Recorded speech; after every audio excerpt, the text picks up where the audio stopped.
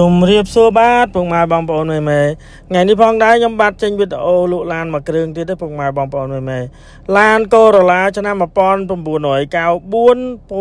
បៃតងចាស់មានស្នេហ៍ប្រភេទឡានស្អាតរៀបចំលេងឲ្យអស់យកទៅប្រើចាក់តសាំងឲ្យជីឯកសារគ្រប់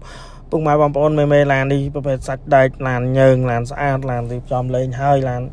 មែនតើពុកម៉ែបងប្អូនមេមេឡាននេះគូតក្រោយឲ្យយើងលេង GTR ហើយយើងបិទតាម GTR spoiler ធំហើយខាងក្នុងខាងក្រៅអីគឺ deco លេងហើយអស់យ៉ាន់អីលេងហើយអស់ប្រភេទឡានជីចន់ smooth ផ្លាកលេខចន់មុខវែងក្រោយខ្លីប្រភេទគុជសុំគុជឌុប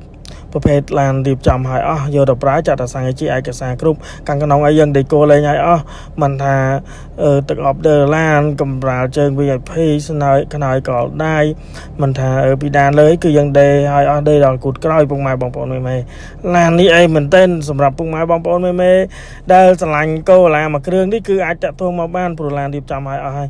ឡានយកទៅប្រើគុណភាពយកទៅប្រើឡានជីចន់ smooth ឡានយកទៅប្រើ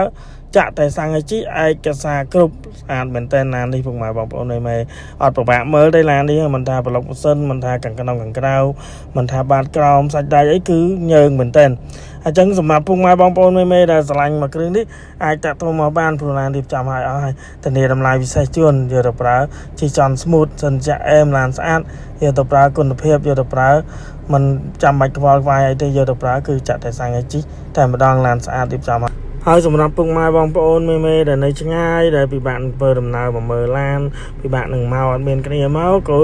អាចមកបានពុកម៉ែបងប្អូនមេមកម្នាក់ឯងក៏បានដែរអត់តាន់ចេះបើកឡានស្រួលបុលអត់ហ៊ានជិះទៅវិញក៏ខាងខ្ញុំមានក្រុមការងារជួយសម្រួលបើកជូនទៅដល់ផ្ទះបើសិនជានៅចិត្តអត់អស់សេវាតែបើនៅឆ្ងាយអស់សេវាតាមហ្នឹងពុកម៉ែបងប្អូនមេតែ